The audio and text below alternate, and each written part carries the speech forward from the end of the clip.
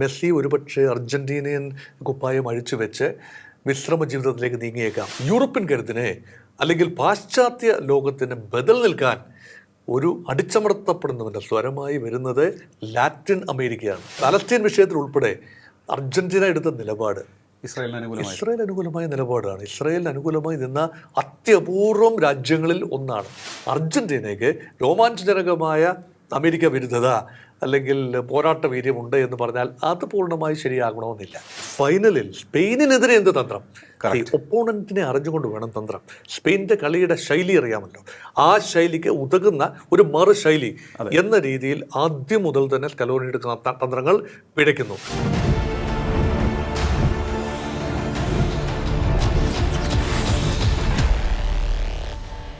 നമസ്കാരം, ടോക്കിംഗ് പോയിന്റിലേക്ക് സ്വാഗതം. ലോക ഫുട്ബോൾ കിരീടം സ്വന്തമാക്കിയ സ്പെയിനിന് അഭിനന്ദനങ്ങൾ.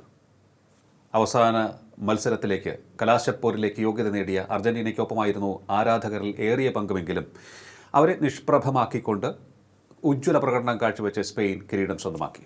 നമ്മളിവിടെ പ്രകടനം വിലയിരുത്തുകയല്ല, അതിനപ്പുറത്തേക്ക് ലോകകപ്പ് ഫുട്ബോളിൻ്റെ രാഷ്ട്രീയമാണ് ഇന്നിവിടെ ചർച്ചയാകുന്നത്.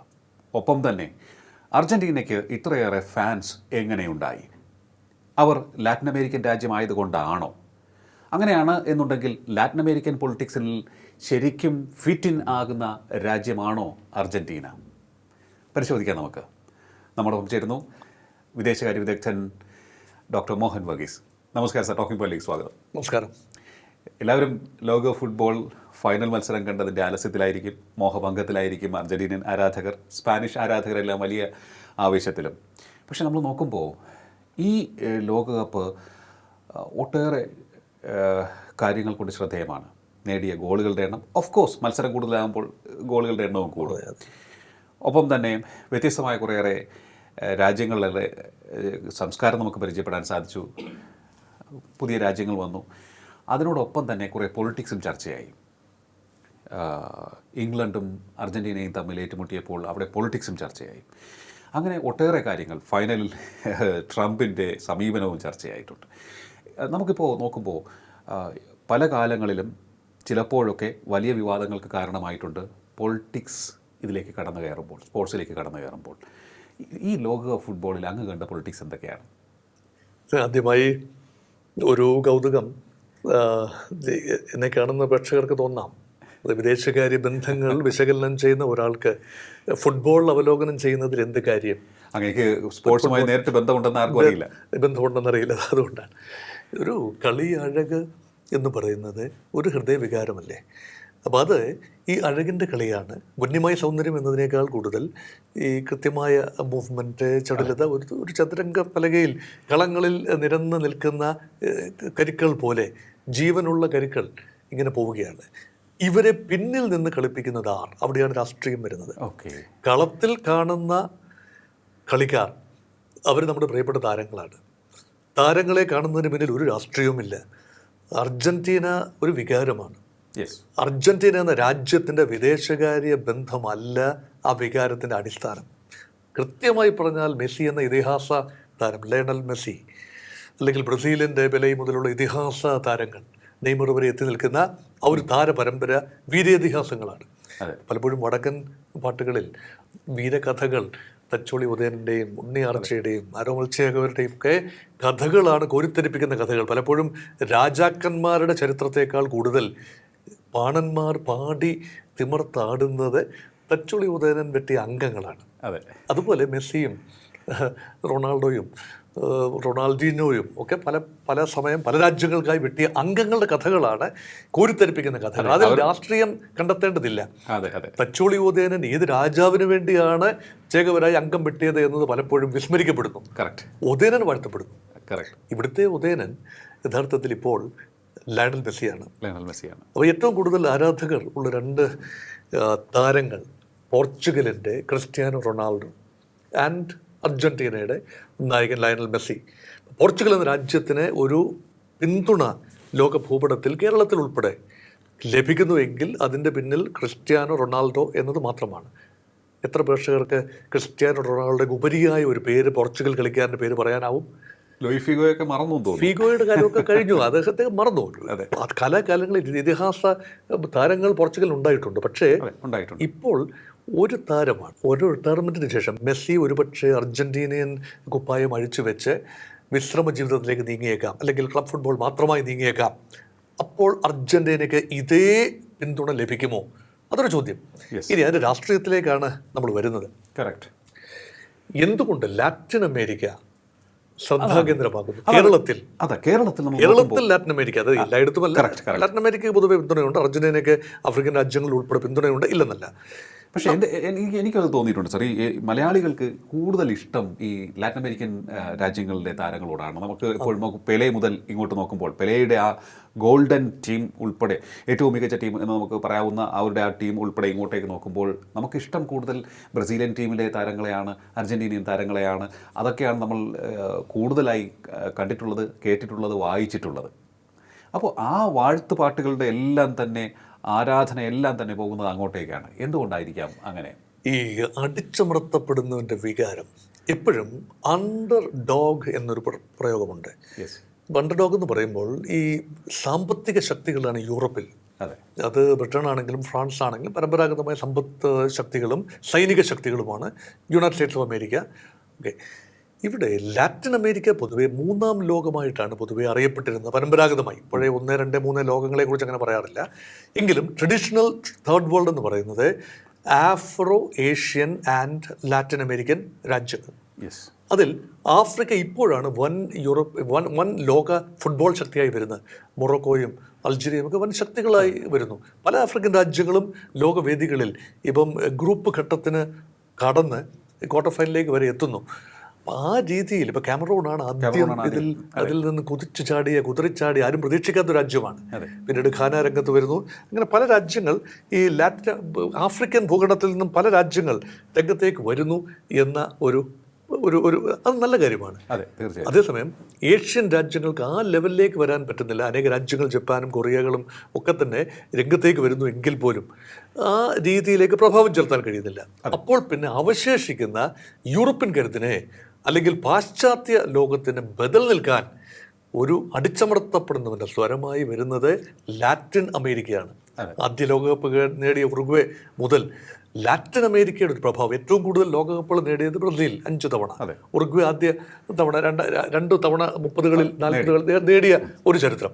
അങ്ങനെ നോക്കുമ്പോൾ യൂറോപ്യൻ ശക്തികൾക്കെതിരെയും ലാറ്റിൻ അമേരിക്കൻ ശക്തികൾക്ക് അനുകൂലമായും ഉണ്ടാകുന്ന ഒരു വികാരം, യൂറോപ്പിന് പുറത്തുണ്ടാകുന്ന ഒരു വികാരം, അതാണ് ഒരു ഡയമെൻഷൻ. അന്ന് മുതലാളിത്തത്തിന്റെ ഒരു സ്വഭാവം ഉണ്ടായിരുന്ന ഏറ്റവും വലിയ രാജ്യം എന്ന് പറയുന്നത് അമേരിക്കയാണ്. അമേരിക്കയുടെ ദേഷ്യത്തിന് അല്ലെങ്കിൽ അടിച്ചമർത്തലിന്, കടന്നുകയറ്റത്തിന് എന്നും പാത്രമായിട്ടുള്ളത് ലാറ്റിൻ അമേരിക്കൻ രാജ്യങ്ങളാണ് എന്നാണ്. വെനസ്വേലയിലെ ഹ്യൂഗോ ഷാവേസ്, അല്ലെങ്കിൽ മഡൂറോ, നിക്കോളാസ് മഡൂറോ, ഇപ്പോൾ അമേരിക്ക തട്ടിക്കൊണ്ടുപോയി വെച്ചിരിക്കുന്ന മഡൂറോ ഒക്കെ ഈ സാമ്രാജ്യത്വ വിരുദ്ധത.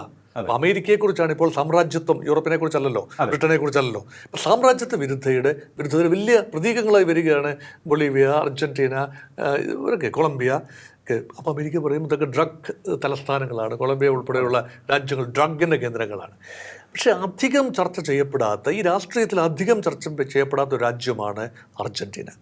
കാരണം ഈ അങ്ങ് തെക്കേ അമേരിക്കയുടെ ഇങ്ങനെ അറ്റത്ത് കിടക്കുകയാണ്. ചിലി, അർജന്റീനയൊക്കെ ആണെങ്കിൽ താഴെ നിൽക്കുന്ന രാജ്യങ്ങൾ.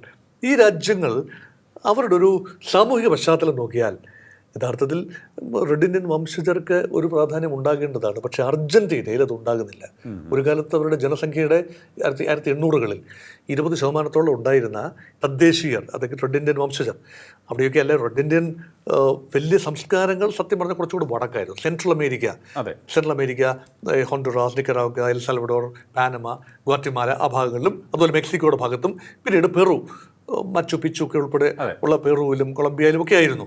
പക്ഷേ തെക്കോട്ട്, ഇപ്പോൾ ആമസോണിനും തെക്ക് പ്രദേശത്ത് കാര്യമായ സ്വാധീനമില്ലായിരുന്നു. പക്ഷേ എങ്കിലും അടിമപ്പണിക്കായി ആഫ്രിക്കൻ വംശജരെ നല്ല രീതിയിൽ സ്പാനിഷ് കുടിയേറ്റക്കാർ അർജന്റീന എന്ന ഇന്നത്തെ ഭൂമിയിൽ കൊണ്ടുവന്നിട്ടുണ്ടായിരുന്നു. ഇപ്പോഴത്തെ ചോദ്യം, അവരെവിടെ?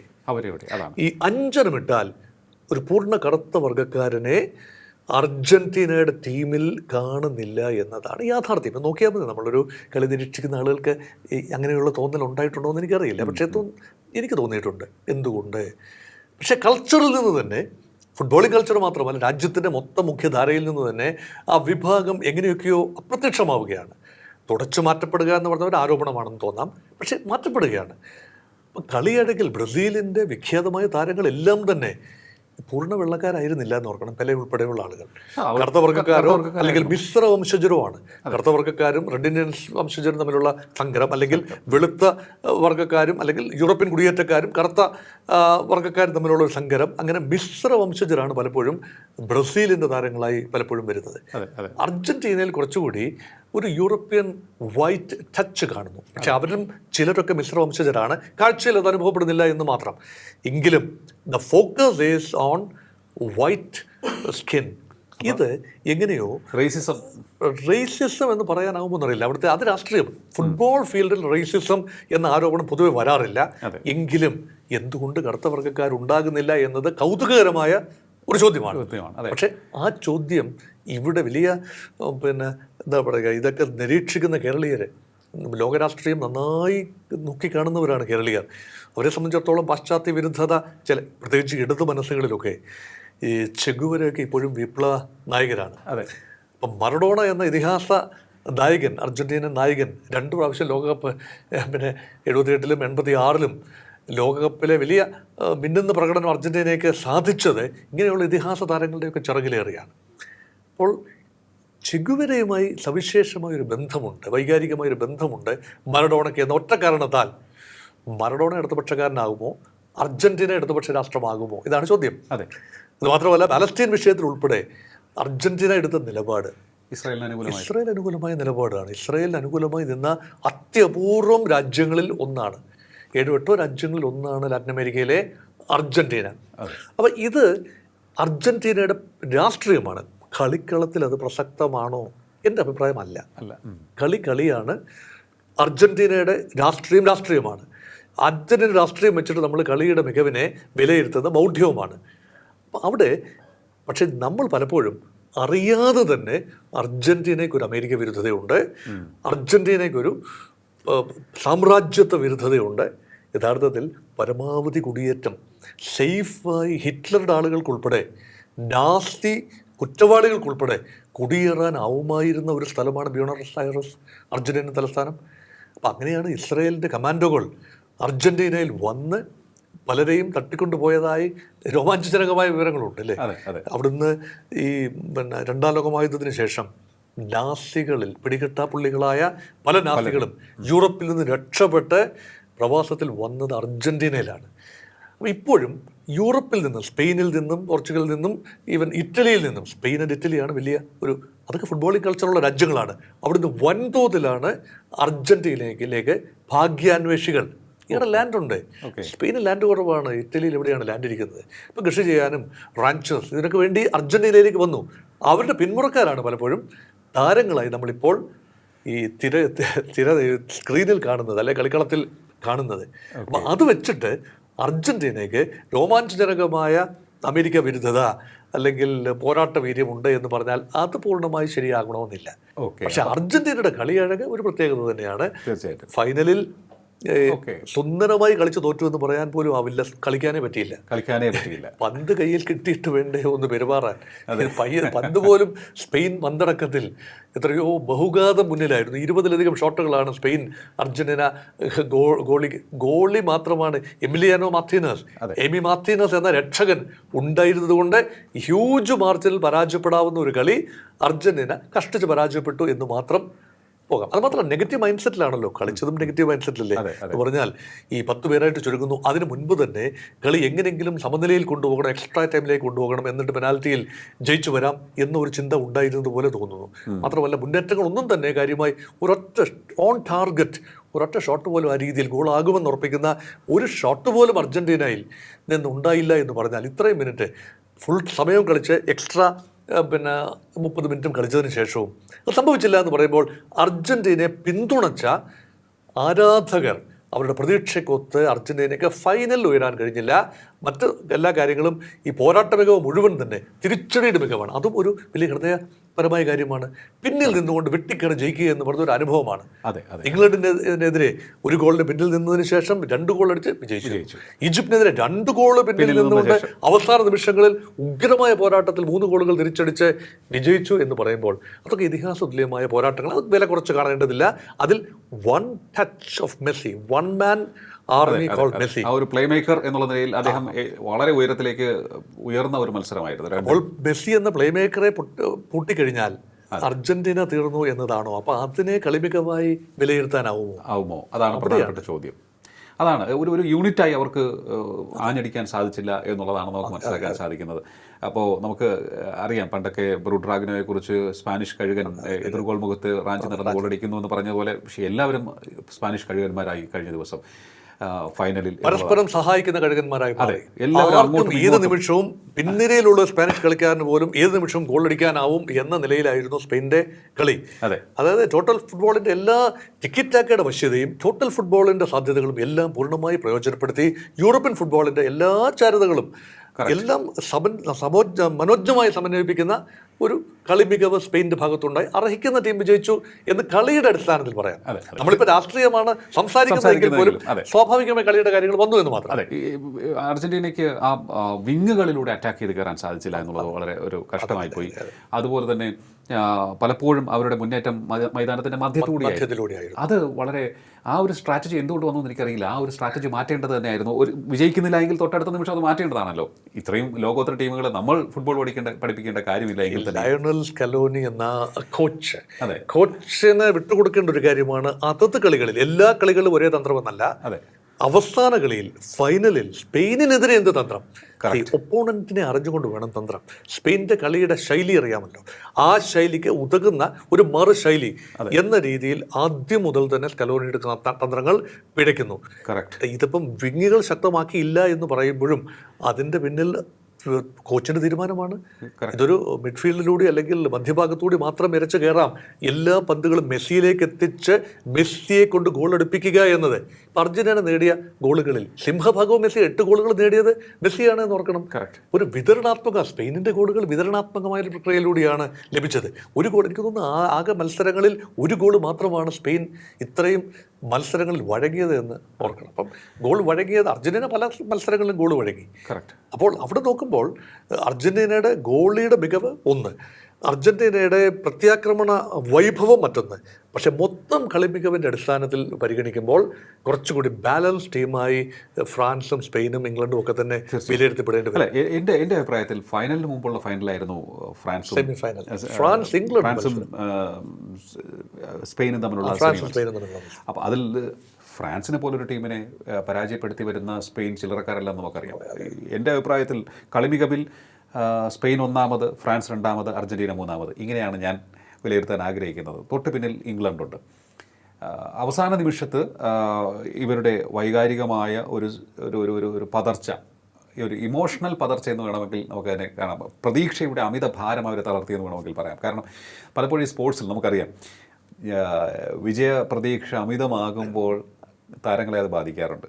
നമ്മൾ പലപ്പോഴും അത് സ്പോർട്സ് ചെയ്തിട്ടുള്ളവർക്ക് മാത്രം അറിയാമെന്നുള്ളൊരു കാര്യമാണ്. കറക്റ്റ് സ്ഥലത്തേക്ക് നമ്മുടെ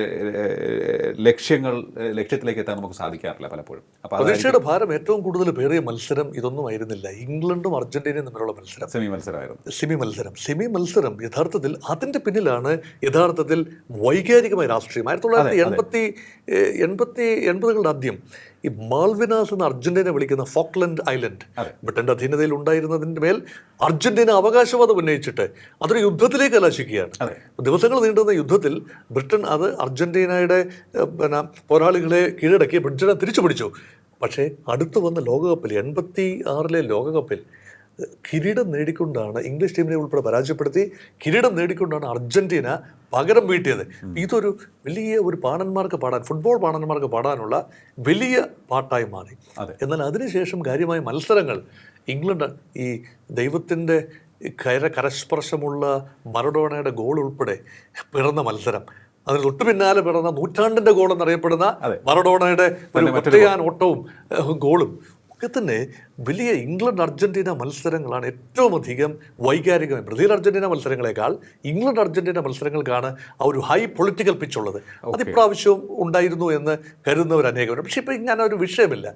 ഇംഗ്ലണ്ടും അർജന്റീനയും തമ്മിൽ ഇപ്പോൾ നിലവിൽ ഒരു തർക്ക വിഷയമില്ല. മെസ്സി ആദ്യമായി ഇംഗ്ലണ്ടിനെതിരെ കളത്തിലിറങ്ങുന്നു. മെസ്സിയുടെ അരങ്ങേറ്റ മത്സരം എന്ന് വേണമെങ്കിൽ പറയാവുന്ന രീതിയിൽ അത് ചെയ്തു എന്നതാണ്. അപ്പോൾ അതൊരു പൊളിറ്റിക്സാണ്. പക്ഷേ സത്യം പറഞ്ഞാൽ ഇതിൻ്റെ ലോകകപ്പിലെ ഏറ്റവും വലിയ രാഷ്ട്രീയം ഞാൻ കണ്ടത് സ്പെയിൻ കിരീടം നേടി എന്നതാണ്. അതിന് പിന്നിലൊരു സ്പെയിൻ്റെ പിന്നിലൊരു രാഷ്ട്രീയം ഉണ്ടെന്നല്ല, അമേരിക്ക വിരുദ്ധതയാണ്. യൂറോപ്പിലെ അമേരിക്ക വിരുദ്ധത ആരോപിക്കപ്പെടുന്ന രാജ്യമാണ് സ്പെയിൻ. അപ്പോൾ സ്പെയിൻ ഇപ്പം നെയ്റ്റോ പങ്കാളിയാണ്. അമേരിക്ക ഉൾപ്പെടെയുള്ള ട്രാൻസ് അറ്റ്ലാന്റിക് അലയൻസ് ആണല്ലോ നോർത്ത് അറ്റ്ലാന്റിക് ട്രീറ്റി ഓർഗനൈസേഷൻ.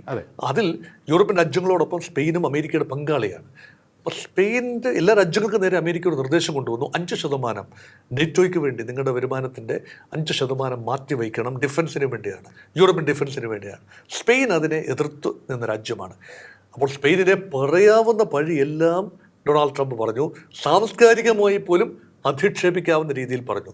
സ്പെയിൻ്റെ പ്രധാനമന്ത്രി പെട്രോ സാൻച്ചസ് വലിയ അമേരിക്ക വിരുദ്ധതയ്ക്ക് പേരുകെട്ട ആളുമാണ്.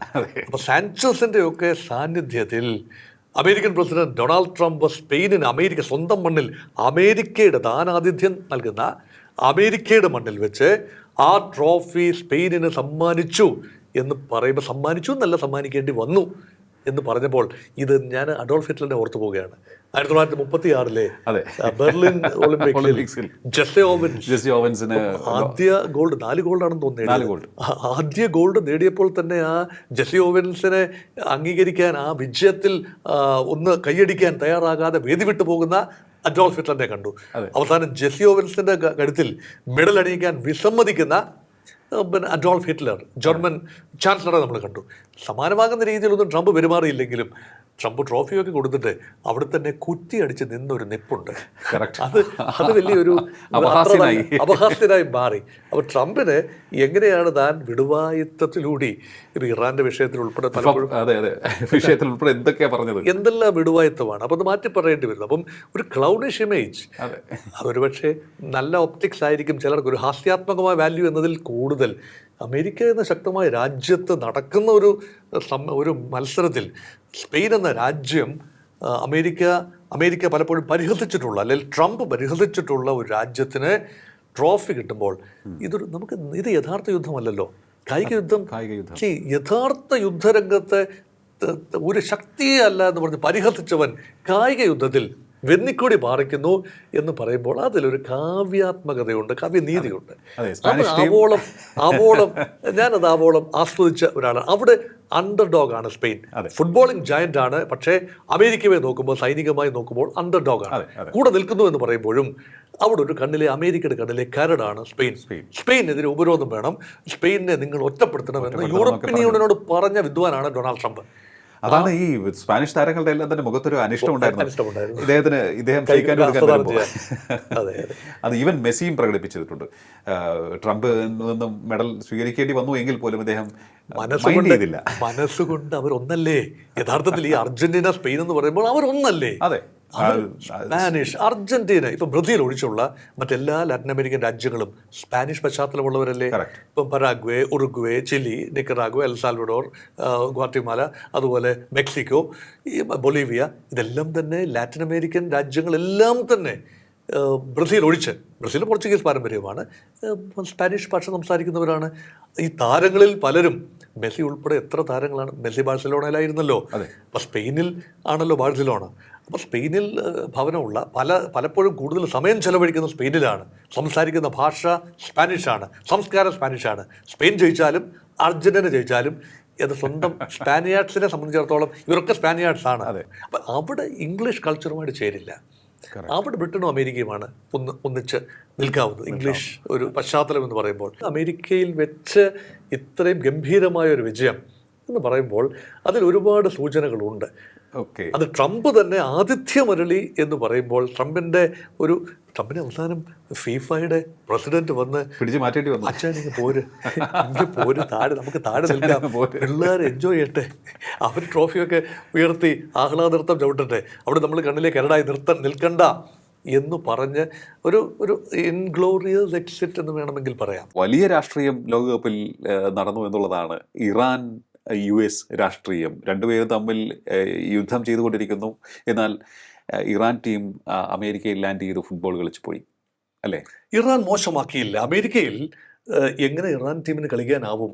അതൊരു വലിയ ചോദ്യമാണ്. ഏതായാലും മെക്സിക്കോയിൽ തമ്പടിച്ചിരുന്ന ഇറാൻ ടീം പെട്ടെന്ന് അമേരിക്കയിലുള്ള കളികളിൽ വരുന്നു, കളിക്കുന്നു, ഉടനടി പോകുന്നു, തിരിച്ചു പോകുന്നു. അവരെ കർശനമായ ദേഹപരിശോധനയെല്ലാം നടത്തിയാണ് ഇറാൻ ടീമിനെ വിടുന്നത്. പക്ഷേ വന്നു ഹൃദയങ്ങൾ കീഴടക്കി തന്നെയാണ് ഇറാന്റെ ടീമിന്. കാരണം കളിയിൽ യുദ്ധത്തിൽ ഏർപ്പെട്ട രണ്ട് രാജ്യങ്ങളാണ്. അമേരിക്ക ഇറാന്റെ പരമോന്നത നേതാവിനെ വധിച്ചിരിക്കുന്നു യുദ്ധത്തിലല്ല, ആക്രമണത്തിൽ, ഏകപക്ഷീയമായ ഒരു ആക്രമണത്തിൽ.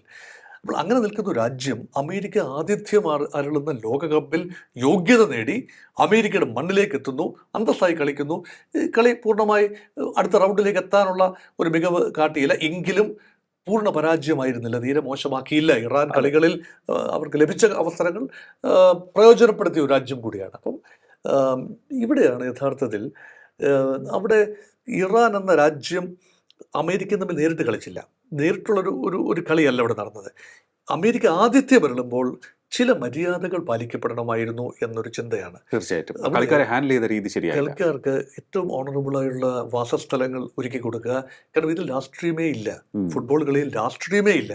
അപ്പോൾ അവരെ സംശയിക്കേണ്ടവരാണ് ഫുട്ബോൾ കളിക്കാർ. ഇറാന്റെ അംബാസിഡേഴ്സാണ്. ഒരു രാജ്യത്തിന്റെ അംബാസിഡേഴ്സായി ആണ് കായിക താരങ്ങൾ മറ്റൊരു രാജ്യത്ത് എത്തുന്നത്. അതാണ് സങ്കല്പം. ചില കാര്യങ്ങൾ, ചില പരിധികൾ ലംഘിക്കുന്നുണ്ട്.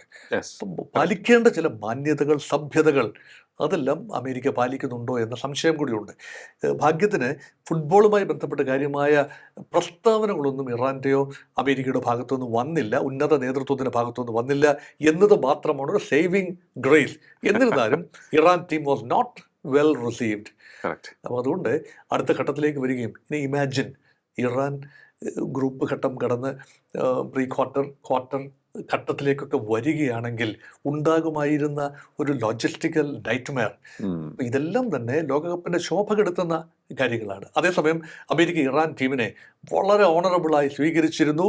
ഇതുപോലെയല്ല പെരുമാറിയിരുന്നത് എങ്കിൽ അമേരിക്കയുടെ അഭിമാനബോധം തന്നെയാണ് കൂടുന്നത്. ഇറാൻ ഒന്നും നഷ്ടപ്പെടാനില്ല. ശരിയാണ്, വന്നു കളിച്ചു മടങ്ങി എന്ന് മാത്രം. കാലത്തിന്റെ കാവ്യനീതി സ്പെയിനിനെ സംബന്ധിച്ചിടത്തോളം നമുക്ക് ഏറ്റവും യോജിക്കുന്നത്, ഒപ്പം തന്നെ ഇൻഗ്ലോറിയസ് എക്സിറ്റ് എന്ന് പറയുന്നത് ട്രംപിനെ സംബന്ധിച്ച് നമുക്ക് അവിടെ സംഭവിച്ചു പറയാം. അങ്ങനെ ഒട്ടേറെ രാഷ്ട്രീയം അടങ്ങിയിരിക്കുന്ന മേഖല തന്നെയാണ് കായിക ലോകം. ആ ലോക കായിക മാമാങ്കങ്ങളിൽ പലപ്പോഴും നമുക്കത് കാണേണ്ടി വന്നിട്ടുണ്ട്.